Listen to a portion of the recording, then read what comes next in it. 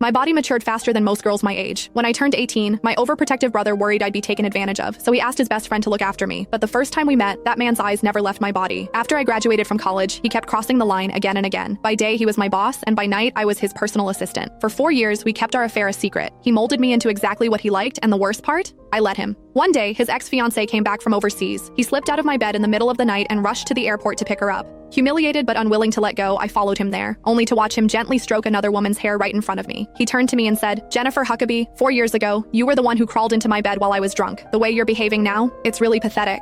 The way he looked at her was soft, and the way he mocked me was sharp and deliberate. I suddenly realized he was right. This was meaningless. So I lowered my head, texted my brother to tell him I'd accept the Sinclair family marriage proposal, then looked up at that man and smiled. "All right then, goodbye." Marvin Huckabee, my brother, called not long after. I could hear the relief in his voice through the call, surely because he thought I had finally let go of the man I had loved for years. What he did not know was that the man I was madly in love with was his best friend, Devin Woodford. After hanging up, I picked up the resignation letter I already prepared and headed for HR. However, the process stalled at the final step. "Ms. Huckabee, if you want to resign within a week, you'll need the CEO's signature for approval." Devin again. Even at the very end, I still could not avoid him. I tightened my grip on my phone, walked to the end of the empty hallway, and dialed that all-too-familiar number. The ringing went on for a long time. Just as I thought no one would pick up, the line clicked. A strange female voice came through. "Hello? Looking for Devin? He's in the shower." In the shower? Those 3 words stabbed my chest like 1,000 poisoned needles. Nonetheless, my voice stayed calm, almost unnaturally so. "No need, thank you." Before she could say anything else, I hung up. The screen went dark, reflecting my pale face. Less than 2 minutes later, my phone buzzed violently again.